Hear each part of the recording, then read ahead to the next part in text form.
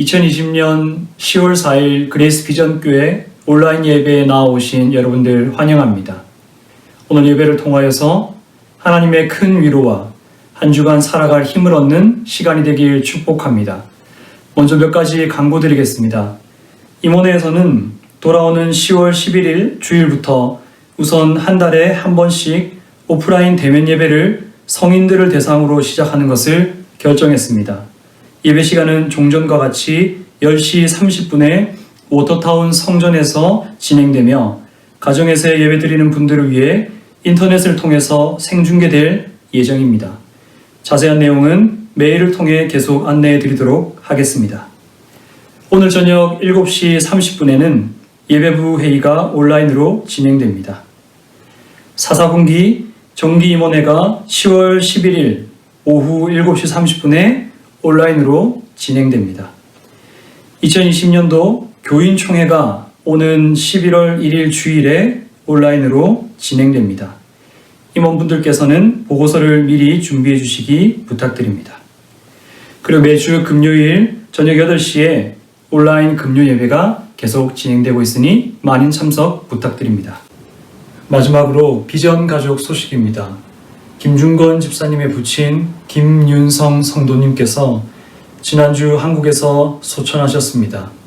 집사님과 가족들을 위해 함께 한 마음으로 기도해 주시기 부탁드립니다. 오늘도 10월의 공동기도문으로 함께 예배로 나아가도록 하겠습니다. 온 땅을 창조하시고 우리에게 호흡을 주신 주님, 창조의 시작 때에 하루의 시작이 아침이 아니라 주님께서 일하시기에 우리가 쉬는 저녁이 되고 아침이 되었을 때 하루라고 말씀하셨던 것을 기억합니다. 주님이 먼저 일하시니 우리가 그 일에 감사함으로 화답하며 일하는 이 창조의 질서와 그 호흡을 이제 모든 것이 어쩔 수 없이 멈추어 버린 시간 속에서 다시 한번 생각해 보게 됩니다. 서로 가지기 위하여, 남보다 낫기 위하여, 사랑받기 위하여 달렸지만 정작 그렇게 다름박질했던 것들이 진정 우리의 삶을 채울 수 있는 것을 향한 다름박질이었는지요. 모든 것이 멈추어버린 것 같은 시간 속에서 그러한 호흡이 우리의 참된 생명의 호흡이었는지를 돌이켜보게 하여 주셔서 감사합니다. 이제 분주함이 아니라 주님 앞에서 쉼을 누리며 주님의 한량 없으신 사랑 앞에 멈춤으로써 순종할 수 있는 용기와 은혜를 깨닫게 하여 주소서. 여전히 주님께서 주신 질서와 호흡을 잃어버리고 다름박질하고 있는 세상 속에 살면서 오늘 우리가 드리는 이 예배가 주님의 은혜 앞에서 회개하고 멈추며 용기 있게 나아가며 그 속에서 참되신 우리 주님을 만나 그 은혜 안에서 주님께 기쁨의 감사의 예배를 드리는 자리가 되게 하여 주소서. 그래서 어려움 속에서도 주님께서 주신 성령의 호흡 속에서 참된 평안을 찾으며 우리 주위에 어려움을 겪고 있는 이들 앞으로 나아갈 수 있도록 우리를 인도하여 주옵소서. 주님, 지금도 어려움 가운데 있는 우리의 형제들이 있습니다. 병원에서, 가정에서, 직장에서, 지역사회에서 질병과 상처와 깨어진 관계와 경제적인 궁핍과 외로움으로 어려움을 겪고 있는 이들의 기도를 들으시고 함께하고 계심을 믿습니다. 어려움 가운데서도 그것들에 사로잡히지 않고 주님께서 그들 안에서 새 일을 행하고 계시는 것을 보게 하여 주셔서 넉넉히 이기게 하여 주소서. 지금도 우리와 함께하여 주시는 좋으신 주님께 감사와 찬양을 드립니다. 우리 주 예수 그리스도의 이름으로 기도드립니다. 아멘.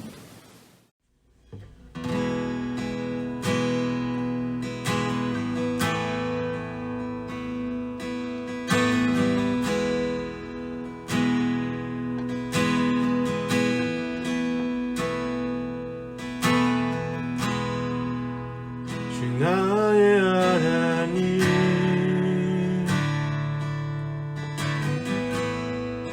주님 앞에 섭니다.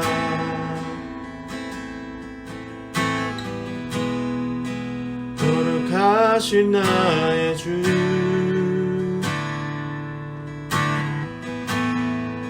주를 경배합니다. 주 나의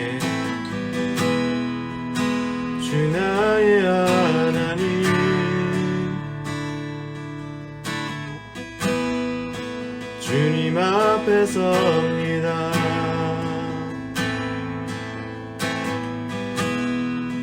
거룩하신 나의 주,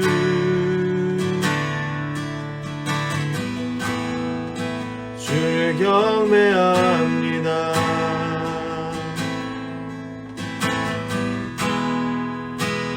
주 앞에 무릎 꿇고 그 얼굴 구할 때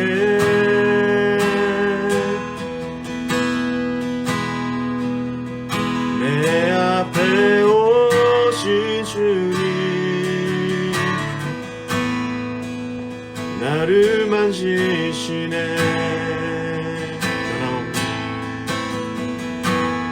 변함없는 주의 사랑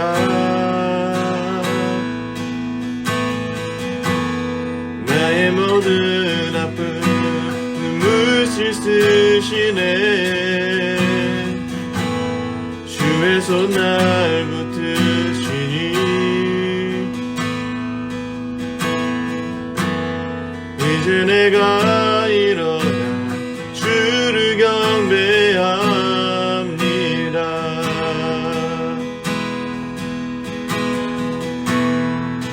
주 나의 하나님,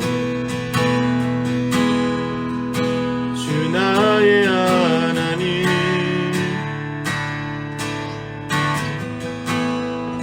주님 앞에 섭니다.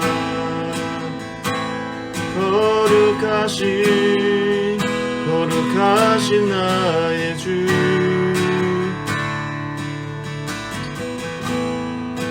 주를 경배합니다.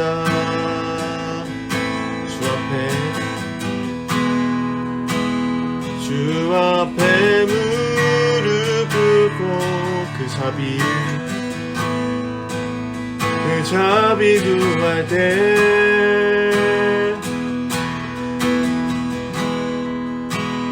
내 앞에 오신 주님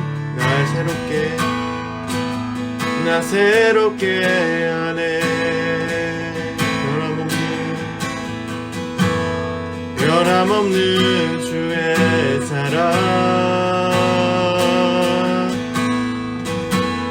나의 모든 아픔 눈물 씻으시네. 주의 손 날 붙드시니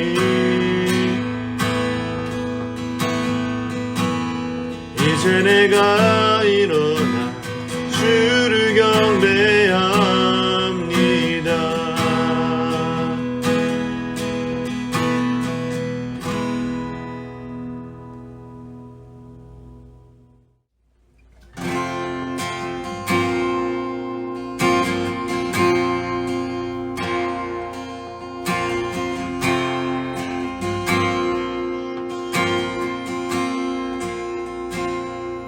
십자가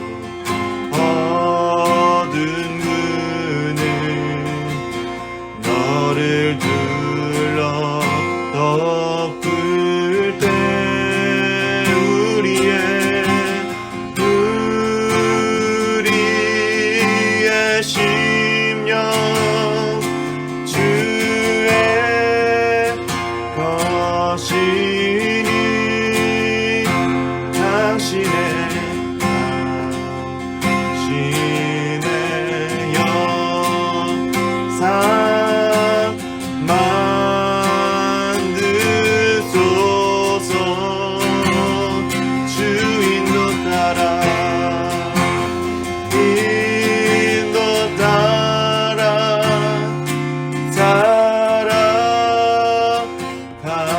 동안 사랑과 충성 늘 바치오리라.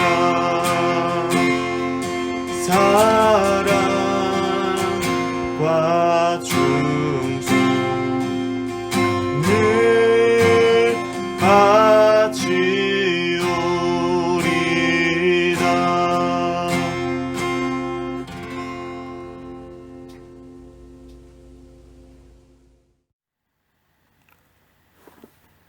언제나 저희들을 사랑으로 품어주시고 늘 주님의 사랑 안에 거하는 삶을 주시니 감사합니다. 오늘도 거룩하고 복된 이 시간 찬양과 예배 드리게 하심을 또한 감사드립니다. 꺾이지 않는 코로나19 확산으로 인해 저희는 매일매일 공포와 두려움에 떨고 있습니다. 서로 마주치지 않기를 피하기를 반복하고 있습니다. 서로 대면하기를 원치 않고 있습니다. 하지만 믿음의 백성인 저희들은 바이러스에 대하여 조심하되 두려움과 염려에 사로잡히지 않게 하시고 하나님의 지혜를 구하며 이 위기를 극복하게 하옵소서. 불과 몇 달 새 저희들의 일상 모든 것이 너무나 많이 바뀌었습니다. 요즘 상황을 보면서 우리가 얻을 수 있는 교훈이 분명 있음을 보게 하시고 저희가 잘못 가고 있었던 길을 반성하며 다시금 주 앞에 바르게 서는 기간이 되게 하여 주옵소서. 저희는 지금 평범한 일상이 다시 오기를 간구합니다. 매일매일의 일상이 얼마나 큰 축복임을 느끼고 알기를 원합니다. 그동안 주님이 주신 행복을 곁에 놔두고 세상 가운데서 찾아 헤맸던 죄를 용서받기 원합니다. 무엇이 가장 소중한 축복인지 깨닫게 하여 주시길 원합니다. 어려운 일들만큼이나 아름다운 일들이 많이 일어나서 서로가 힘을 얻길 원합니다. 교회의 머리가 되시는 하나님 아버지, 코로나 재앙 때문에 교회의 불이 꺼졌습니다. 예배당에 예배의 불이 꺼졌습니다. 만민이 기도하는 집에 기도의 불이 꺼졌습니다. 집에서 기도하고 영상으로 예배함으로 인하여 교회 가는 생각과 마음을 잃지 않게 하시고 어느 곳에 있든지 신령과 진정으로 하나님을 찾는 우리 모두가 되게 하옵소서. 두려움 없이 교인들과 함께 마주하며 예배할 수 있는 날이 속히 오길 주님 기도합니다. 언제나 우리를 위로해 주시며 새롭게 하시는 예수님의 이름으로 기도드립니다. 아멘. 오늘 우리에게 주시는 하나님의 말씀은 고린도후서 4장 7절부터 12절까지의 말씀입니다. 고린도후서 4장 7절부터 12절까지의 말씀을 제가 대신 읽도록 하겠습니다. 우리가 이 보배를 질그릇에 가졌으니 이는 심히 큰 능력은 하나님께 있고 우리에게 있지 아니함을 알게 하려 함이라. 우리가 사방으로 우겨쌈을 당하여도 쌓이지 아니하며 답답한 일을 당하여도 낙심하지 아니하며 박해를 받아도 버림받지 아니하며 거꾸로 뜨림을 당하여도 망하지 아니하고 우리가 항상 예수의 죽음을 몸에 짊어짐은 예수의 생명이 또한 우리 몸에 나타내게 하려 함이라. 우리 살아있는 자가 항상 예수를 위하여 죽음에 넘겨짐은 예수의 생명이 또한 우리 죽을 육체에 나타내게 하려 함이라. 그런즉 사망은 우리 안에서 역사하고 생명은 너희 안에서 역사하느니라. 오늘 우리에게 주시는 주님의 귀한 말씀입니다. 말씀을 주시니 감사합니다. 오늘은 우리 안에 보물이 담겨 있어요라는 하나님 말씀 듣겠습니다. 사랑하는 비전 키즈 친구들, 사랑의 마음이 담긴 편지를 받아본 적 있나요? 오늘 고린도에 있는 친구들에게 편지가 도착했어요. 누가 보낸 편지일까요? 우리 함께 편지 속으로 들어가 봅시다. 바울 선생님은 예수님을 믿고 나서부터 많은 사람들에게 예수님의 사랑을 알려줬어요. 고린도에 있는 친구들도 바울 선생님을 통해 예수님을 알게 되었어요. 바울 선생님은 고린도에 있는 친구들에게 하나님의 가족이 되는 것이 어떤 것인지 알려주고 싶었어요. 그것은 우리가 코로나 예방을 위해서 손을 씻을 때마다 나는 비누 향기와 같아요. 또 엄마가 해주시는 맛있는 음식의 냄새와도 같아요. 사람들은 우리들의 비누 향기를 통해 우리가 깨끗하게 손을 씻었다는 것을 알 수 있어요. 또 우리는 맛있는 냄새를 통해 엄마가 준비한 맛있는 요리를 보지도 않고 맞출 수도 있죠. 향기나 냄새는 우리에게 보이지 않는 것을 알 수 있게 하는 힘이 있어요. 바울 선생님은 하나님의 가족이 된 사람들에게도 특별한 향기가 난대요. 그것은 바로 예수님의 향기예요. 사람들은 예수님을 잘 알지 못하지만 비전 키즈 친구들에게서 나오는 예수님의 향기를 통해 예수님을 알 수 있어요. 또 바울 선생님은 우리가 예수님의 편지라고 말해요. 지금 바울 선생님은 고린도 교회 친구들에게 무엇을 쓰고 있을까요? 맞아요. 편지를 쓰고 있어요. 이 편지에는 바울 선생님의 마음이 담겨 있어요. 사람들이 예수님의 향기가 나는 비전 키즈를 통해 예수님을 보지 않아도 알 수 있듯이 사람들은 예수님의 편지인 우리의 말과 행동을 보고 예수님의 마음을 깨닫게 될 거예요. 그래서 바울 선생님은 우리에게 예수님을 마음에 꼭꼭 품어야 한다고 말해요. 사랑하는 친구들, 여기에 그릇이 있어요. 이 그릇에 쓰레기를 담으면 쓰레기통이 될 거예요. 그런데 이 그릇에 아주 값진 보석을 담으면 어떻게 될까요? 아주 귀한 그릇이 되겠지요. 바울 선생님은 우리가 흙으로 만든 언제든지 깨어질 수 있는 약한 그릇이지만 예수님이라는 최고의 보물을 담으면 우리도 최고의 그릇이 되고 예수님의 향기, 예수님의 편지가 된다고 말해요. 반대로 예수님을 믿는다고 하면서도 마음속에 이상한 것을 담으면 이상한 냄새가 나는 이상한 그릇이 될 수도 있어요. 많은 사람들이 힘든 이 시기에 엄마 아빠와 함께 예수님을 마음속에 꼭꼭꼭꼭 품어서 예수님의 향기로 사람들에게 힘과 희망을 주는 멋진 그릇이 되는 비전 키즈 친구들이 되기를 축복합니다.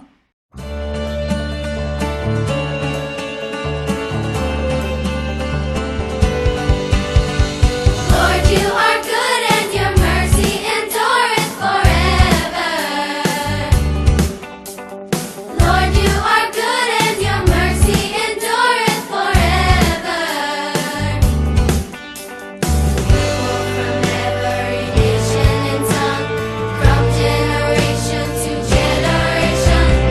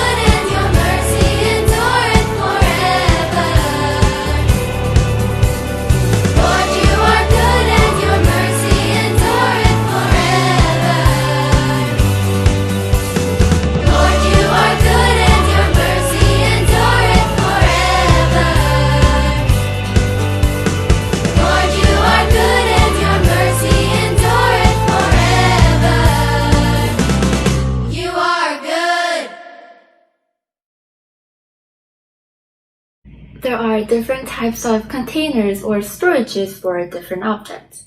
I love Ziplocs. I feel great every time I see different sizes of Ziplocs because they're so useful. I not only store fruits or vegetables in them, but also Abigail's small toys and stickers. And there are boxes and plastic containers where I put my clothes. I use glass bottles as vase for flowers, and I keep shoe boxes just in case if I need to put random things in it. And in today's passage, we see Apostle Paul talking about this treasure in jars of clay.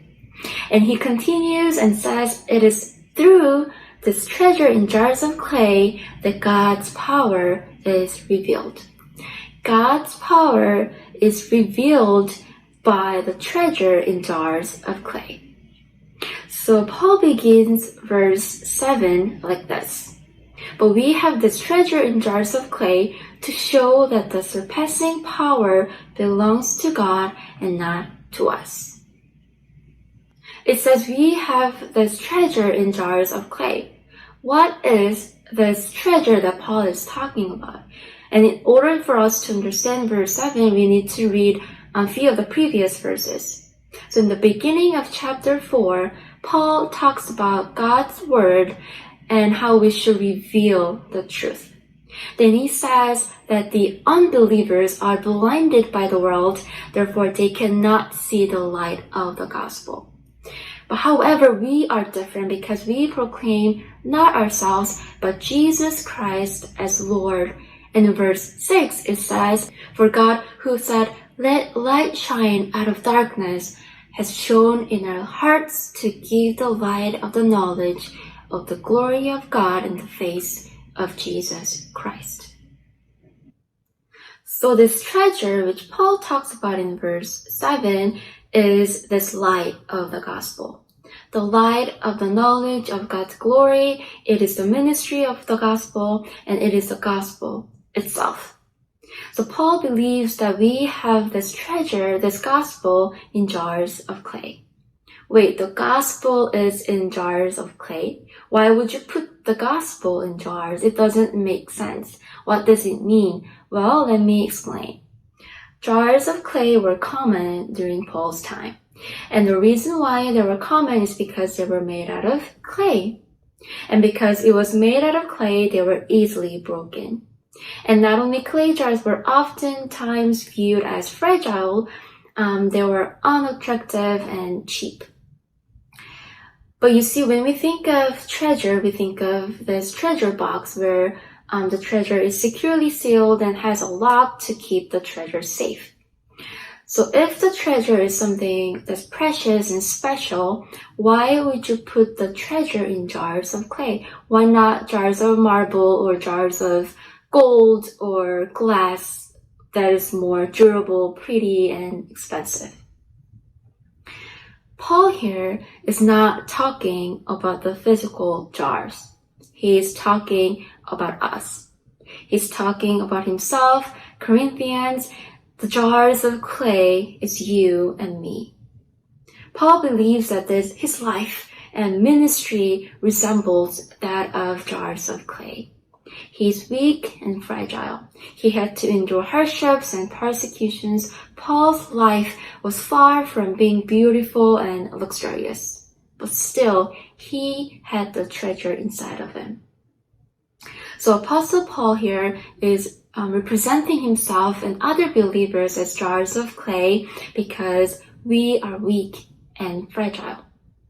So why would we, the jars of clay, have this treasure? Why would God put this gospel in us who are weak and fragile?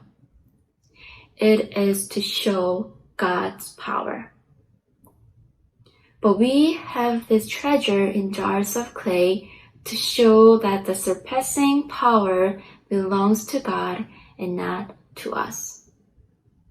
The gospel is in us, the treasure is in jars of clay to show that the power belongs to God and not to us.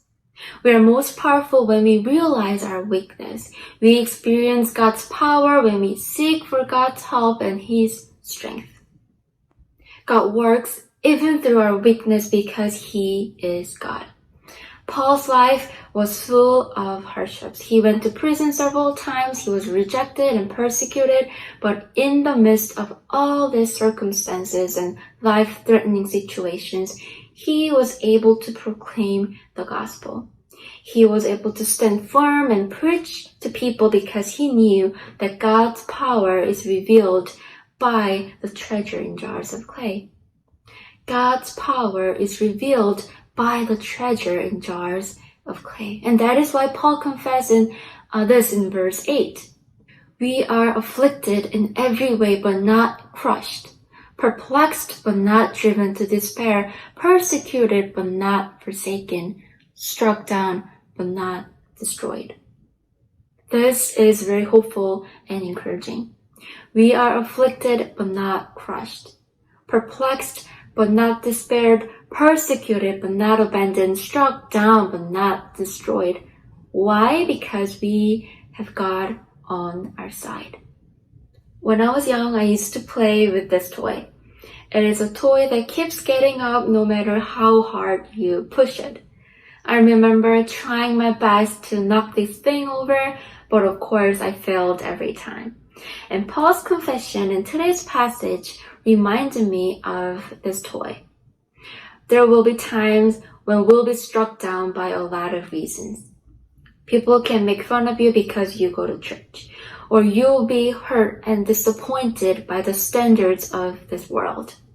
High expectations and peer pressure can make you stumble and afflicted. But in those times, remember that we have this treasure in us.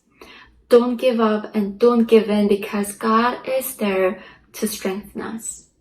You may think you are too weak and fragile to have this treasure in you.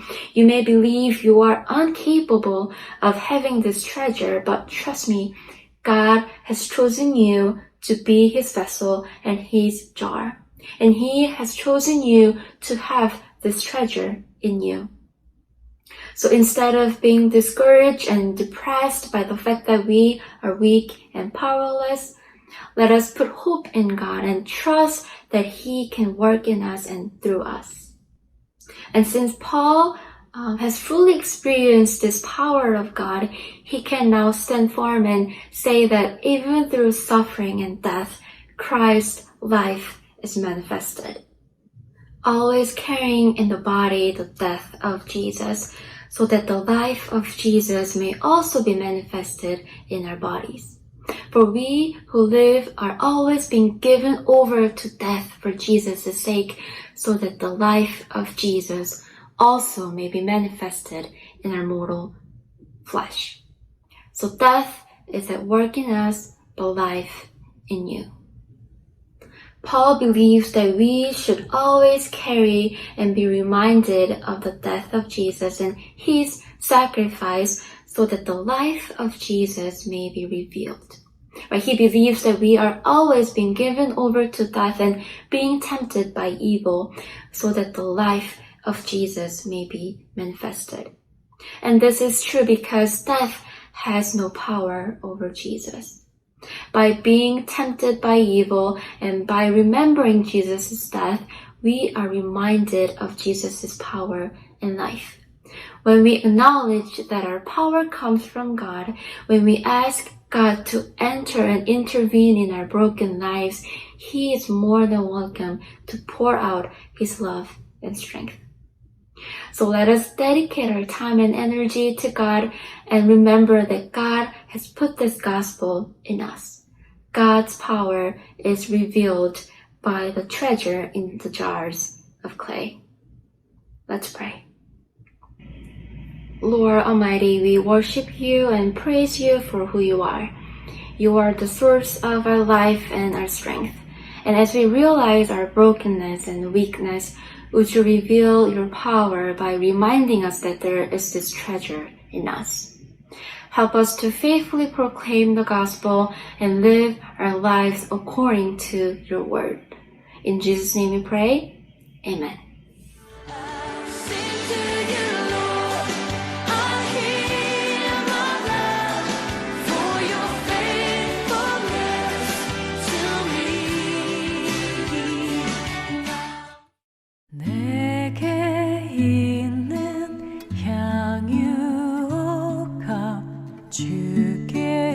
가져와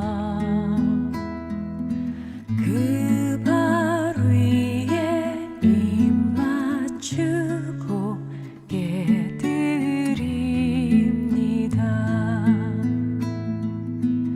나를 위해 험한 산길 오르신 그 발 걸음마다 크신 사랑 새겨놓았네.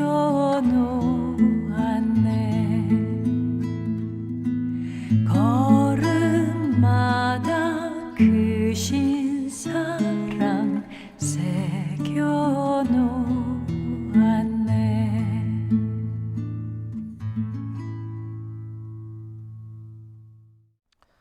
지난주 금요일부터 토요일까지 뉴잉글랜드 연회 여성교회 연합회의 초대를 받아 선교학교를 섬기게 되었습니다. 올해 팬데믹의 상황 속에서 선교학교에서 함께 나눈 주제는 불안한 세상에서 평화를 찾기였습니다. 의도한 주제였는지는 알지 못하지만 오늘날 코비드-19이라고 하는 전에도 경험해 보지 못했고 여전히 우리를 당황스럽게 하는 이 불안한 현실의 상황 속에서 어떻게 살아야 하는지를 함께 고민하며 나눌 수 있었던 소중한 시간이었던 것 같습니다. 비단 코비드-19의 상황이 아닐지라도 사실 우리는 날마다 불안을 경험하며 살아가고 있는지도 모르겠습니다. 그 불안은 나이를 가리지 않고 상황을 가리지 않고 우리에게 찾아옵니다. 젊은 시절에는 늘 미래에 대한 불안이 있게 되고 중년이 되면 가정을 지켜야 한다는 불안과 노년 후에 삶을 불안해하게 됩니다. 또 노년이 되어서는 자녀들에 대한 걱정과 불안이 끊이지 않게 되는 것이 우리의 삶의 모습인지도 모르겠습니다. 특히나 이민 생활의 삶을 살아간다는 것은 여러 번 나누었지만 늘 이러한 불안함에 노출되어서 살아가고 있는 것일 수도 있는 것이죠. 때로 객관적으로는 불안한 요소가 없음에도 불구하고 관계와 과거의 경험들과 상처들에서 오는 불안이 우리의 삶을 찾아오기도 합니다. 또 때로는 우리의 무너진 자아상으로부터 불안이 만들어지기도 합니다. 그 불안의 출처가 어떠하든 그 불안의 모습은 우리 가운데 또한 여러 모양으로 나타나게 되는 것이죠. 어떤 경우는 우리의 마음속으로는 괜찮은 것 같은데 이상하게 밤에 잠을 이루지 못한다거나 몸이 아프게 되는 현상이 나타나기도 하고 술과 약 같은 것들에 의존하는 중독의 모습으로 나타나기도 합니다. 이러한 심각한 모습뿐만이 아니더라도 우리가 생각하지 못한 모습으로 의외의 모습으로 불안은 우리 삶에 드러나기도 합니다. 나도 모르게 지나치게 분주한 삶을 살게 된다거나 스스로에게 지나치게 엄격하게 된다거나 혹은 타인에게 관대하지 못한 모습으로까지도 나타나게 되는 것이지요. 그뿐만이 아닙니다. 때로 우리가 나쁘다고 생각할 수 없는 좋은 것들조차도 예를 들어 친구 관계라든가 혹은 자녀를 사랑하는 것이라든가 혹은 우리 부모를 사랑하는 것에 이르기까지 우리가 흔히 좋은 것이라고 생각하여지는 것들조차도 그것에 집착하고 중독되어지는 현상을 겪게 되기도 하는 것입니다. 이러한 관점에서 우리 삶을 바라볼 때 여러분들의 삶은 어떠합니까? 우리는 정말 불안하지 않다고 할 수 있는 것일까요? 불안한 세상에서 평화를 찾기라는 내용으로 말씀을 나누면서 가장 중요하게 나누었던 이야기 중에 하나는 불안이라는 것에 대해 우리가 두 가지 극단적인 오해에 빠지지 말아야 한다는 것이었습니다. 하나는 불안이란 외부에서 오는 것이며 우리의 외부의 상황이 해결되어지면 우리는 평화를 누릴 수 있다라는 생각입니다. 어쩌면 그리스도인인 우리들에게는 이 말에 동의하는 것에는 크게 어려움이 없을 것이라고 생각하게 됩니다. 그런데 두 번째, 불안과 평화에 대한 오해가 한 가지 더 있습니다. 그것은 불안하다는 것은 비정상적인 것이며 불안하다는 것은 믿음이 없다는 증거라고 생각하는 것입니다. 그러나 우리가 불안을 죄악시하고 그것을 비정상적인 것이며 부끄러운 것으로 여기게 될 때 우리는 그러한 우리 안에 있는 불안을 부정하게 되고 그로 말미암아 도리어 더 큰 불안 가운데로 들어가게 되는 것입니다. 그리고 그것은 분명 믿음과 평안과는 거리가 먼 삶이며 또 다른 의미에서의 깊은 불안의 삶의 모습으로 앞서 언급한 우리가 알지 못하는 사이에 의도하지 않은 여러 불안의 삶의 모습을 낳게 되는 요인이 되는 것입니다. 그러므로 이 또한 성경이 이야기하는 불안과 평안의 모습은 아니라고 생각할 수 있는 것이죠. 성경은 불안을 부정하는 것이 아니라 그것에 잡아먹히지 않는 삶을 가르쳐 평안이라고 부르고 있는 것입니다. 오늘 우리가 읽은 고린도후서의 말씀에서 바울은 또한 이러한 우리의 삶의 현실에 대해 매우 중요한 이야기를 전해주고 있습니다. 고린도후서 4장 1절부터 2절의 말씀입니다. 그러므로 우리가 이 직분을 받아 긍휼하심을 입은 대로 낙심하지 아니하고 이에 숨은 부끄러움의 일을 버리고 속임으로 행하지 아니하며 하나님의 말씀을 혼잡하게 하지 아니하고 오직 진리를 나타내므로 하나님 앞에서 각 사람의 양심에 대하여 스스로 추천하노라. 바울은 오늘 말씀에서 우리가 하나님의 긍휼하심으로 말미암아 낙심하지 않는다고 말하고 있습니다. 그런데 여기서 한 가지, 바울은 우리가 낙심하지 않는 삶에 대해 이야기하면서 그것은 부끄러운 일을 버리고 속임으로 행하지 않으며 진리를 나타내게 되는 것이라고 말하고 있는 것을 보게 됩니다. 그러니까 여기서 낙심이란 그냥 단지 감정의 상태가 아니라 우리의 행위 가운데 드러나는 현상의 원인이라고 밝히고 있는 것이죠. 낙심하게 되면 우리가 알지 못하는 사이에 부끄러운 일을 행하게 되고 속이게 되고 진리를 나타내지 못하는 삶을 살게 된다는 것입니다. 마치 우리가 불안하면 우리가 알지 못하는 사이에 고집스러워지거나 분주해지거나 다른 이들을 향하여 관용할 수 없는 삶을 살아가는 것과 같은 이치인 것이죠. 그런 의미에서 보자면 오늘 여기서 이야기하는 낙심이란 앞서 우리가 살펴본 바 불안이라는 말과 바꾸어 말할 수 있는 것일 것입니다.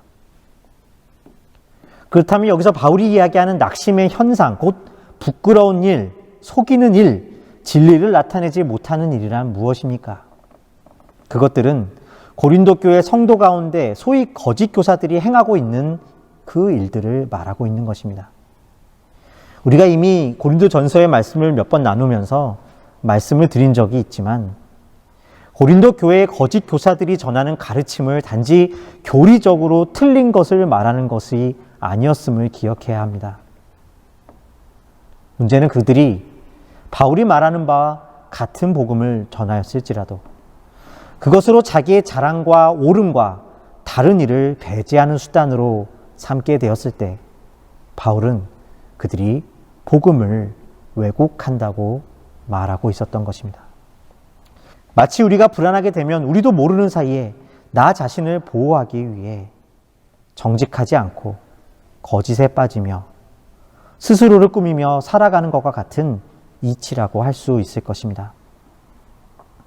바울은 이러한 낙심이 하나님의 긍휼하심에 근거하지 않는 것, 다시 말해 우리를 사랑하신 예수 그리스도의 은혜와 사랑 가운데 하나님을 신뢰하지 못하는 불신에 있는 것임을 말해주고 있는 것입니다.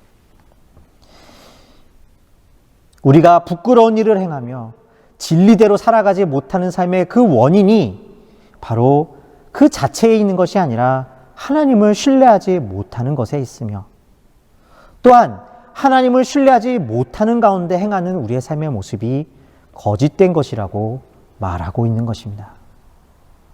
하나님을 모르는 것이 아니라 지식이 없는 것이 아니라 안다고 믿는다고 하지만 하나님의 은혜를 참으로 경험해 보지 못하고 신뢰하지 못하고 있는 것입니다.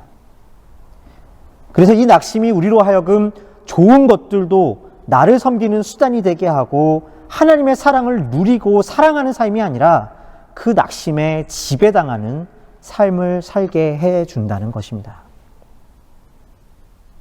만일 우리가 신앙의 이름으로, 도덕의 이름으로 다른 사람을 도저히 받아들이지 못하고 화가 나 있다면 현실의 상황 속에서 물론 밖으로는 하나님을 탓하고 있지는 않을지 모르지만 그것은 하나님 앞에서 낙심하고 있는 것을 보여준다는 것입니다. 나 자신에 대해 낙심하고 세상에 대해 낙심하고 궁극적으로는 하나님에 대해 낙심하고 있는 것입니다. 이것이 우리로 하여금 낙심의 삶, 불안의 삶, 불안에 지배당하는 삶을 만들어내게 되는 것이죠. 불안한 것이 문제가 아니라 낙심하는 것이 문제가 아니라 그것들의 통치를 받고 있는 것입니다. 그런 낙심하고 있는 우리의 삶의 모습에서 우리는 어떻게 해야 하는 것일까요? 그것을 고치려고 하기 전에 하나님의 은혜 앞에 하나님을 신뢰하지 못하는 우리를 바라보셔야 하는 것입니다. 하나님의 능력과 은혜를 신뢰하지 못하는 우리 자신 안에 사실은 진리로 살아가는 것이 아니라 거짓으로 살아가는 모습이 있다는 것을 인정하는 것입니다.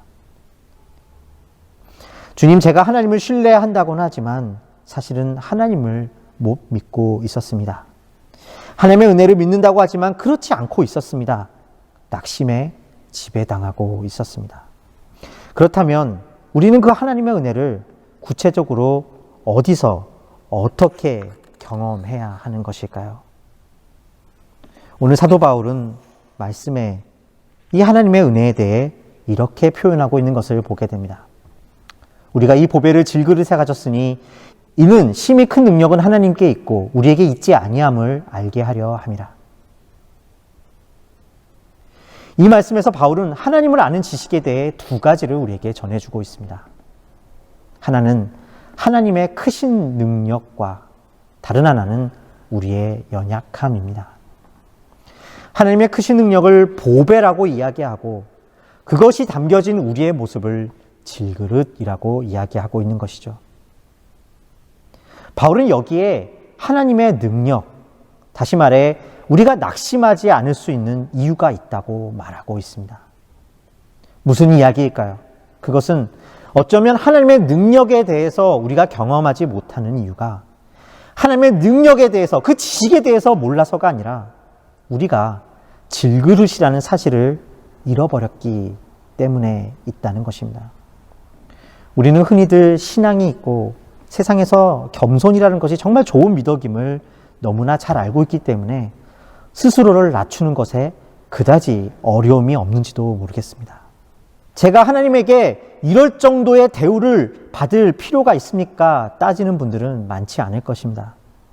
그러나 머리로 그렇게 겸손을 아는 것, 겸손은 좋은 것으로 알고 있고 하나님께 따지지 않는 것과 실제로 겸손을 경험하는 것은 완전히 다른 이야기가 됩니다.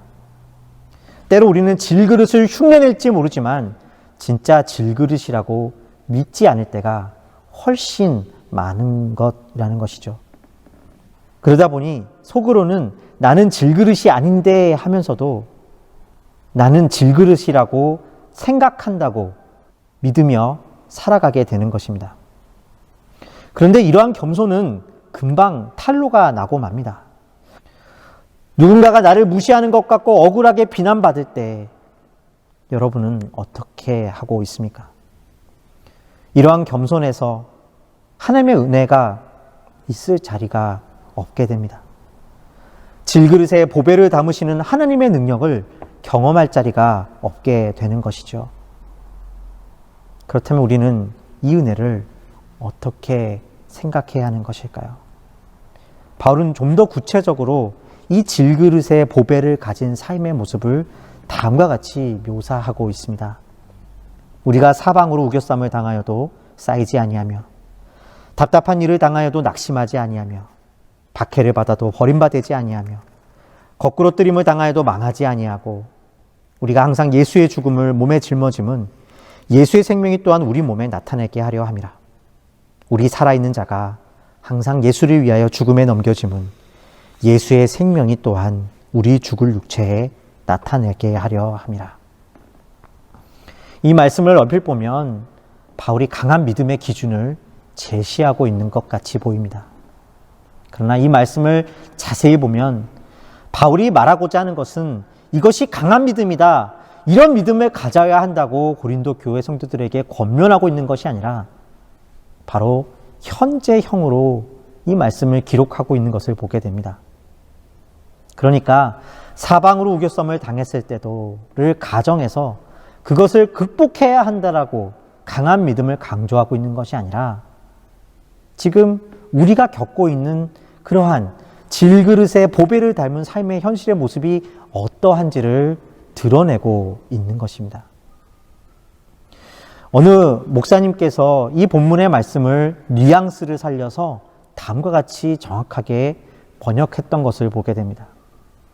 그 말씀이 이렇습니다. 사방에서 죄어들고 있습니다. 그러나 우리는 부서지지 않습니다. 우리는 당황합니다. 그러나 정신을 잃지는 않습니다. 우리는 박해를 당하고 있습니다. 그러나 버려지지 않았습니다. 바닥으로 내동댕이 쳐졌습니다. 그러나 깨어지지는 않았습니다. 여러분, 어떠십니까? 여기에 우리 삶의 모습이 있지 않으십니까? 죽을 것 같은데 여전히 죽지 않고 있고, 버려진 것 같은데 버려지지 않는 것 같고, 다 끝난 것 같은데 끝나지 않은 것 같은 겸손한 믿음을 말하고 있는 것이 아니라, 겸손해져야 한다고 말하고 있는 것이 아니라 하나님이 이와 같이 우리를 사랑하셨다고 말씀하고 계신 것입니다. 우리가 불안에 떨고 낙심되고 금방이라도 흩어져 버릴 것만 같은 흙으로 만들어져 있는 질그릇 같은 인생인데 깨어지지 않더라는 것입니다. 불안에 떨고 쉽게 낙심하고 화를 내고 그와 같은 인생일지라도 우리가 불안을 이길 수 있어서가 아니라 불안해하고 슬프고 때로 넘어지고 억울하고 낙심되고 숨 쉴 수 없고 깨어지고 말 것 같은데 그렇게 되지 않는 우리의 삶을 발견하게 되더란 말입니다. 이 말씀에 바로 우리가 질그릇인데 질그릇에 보배를 담으셨다는 그 하나님의 은혜가 있는 것입니다. 낙심하되 불안하되 그런 질그릇 같은 우리인데 우리가 질그릇이 아니라 도자기라고 괜찮다고 난 세다고 말하지 않으니 결국 깨어지지 않게 하시는 하나님의 은혜가 발견되어지고 그것들에 지배당하지 않게 되더란 것입니다. 우리는 끊임없이 질그릇으로 발견됩니다. 수도 없이 새롭게 우리 안에 이전에는 알지 못했던 연약함과 믿음 없음과 우리의 바닥을 날마다 발견하며 살아가고 있지 않으십니까? 그럴 때 우리가 질그릇이 아님을 증명하려 하는 것이 아니라 우리의 이러한 연약한 질그릇됨과 그 속에서도 하나님을 담아내시는 말도 안 되는 하나님의 능력과 사랑을 확인하시기 바랍니다. 그로 말미암아 예수 그리스도의 은혜가 우리 안에 넘쳐 흐르게 하시고 우리가 불안하되 그 불안에 지배당하지 않는 불안에 떨지만 사실은 하나님께서 그 사랑을 알게 하시는 구원을 이루시는 그 역사가 우리 안에 일하고 있음을 확인하시기 바랍니다. 그래서 시편 저자는 다음과 같이 성도의 삶을 이야기하고 있습니다. 그는 넘어지나 아주 엎드러지지 아니함은 여호와께서 그의 손으로 붙드심이로다. 사랑하는 비전교회 성도 여러분, 우리는 질그릇입니다. 우리가 생각하는 것보다 훨씬 깨어지고 모난 자들입니다. 그러나 그것을 알면 알수록 그래서 그 보배를 담아내시는 하나님의 능력을 보게 될 것입니다. 그리고 그로 말미암아 스스로 강함을 자랑하며 하나님의 은혜 없이 살아가는, 사실은 누구보다도 불안하며 누구보다도 연약하며 누구보다도 불신에 가득 찬 이 낙심의 세상 속에서 참된 하나님의 능력 안에 있는 강하심을 증거하게 될 것입니다. 질그릇임을 알아가며 스스로를 속이지 않고 정직하게 살아감으로 우리의 보배 되신 주님을 증거하시는 저와 저희 비전교회 공동체가 되시기를 주님의 이름으로 축원드립니다. 함께 기도하시겠습니다. 고맙고 감사하신 아버지 하나님, 오늘도 우리에게 하나님의 은혜를 주셔서 이 어려운 환경 속에서도 우리가 넘어져도 아주 엎드려지지 않게 하여 주셔서 감사를 드립니다. 주님, 우리가 낙심케 되는 것을 받아들이게 하시고 또 그 낙심 속에서도 일하시는 하나님의 은혜를 보게 하여 주시옵소서. 질그릇 속에서도 보배로 담겨주신 그 놀라운 삶의 은혜를 날마다 알아가며 주님께 영광 돌릴 수 있는 저와 저희 교회 성도들 되게 하여 주시옵소서. 감사하며 우리 주 예수 그리스도의 이름으로 기도하였습니다. 아멘.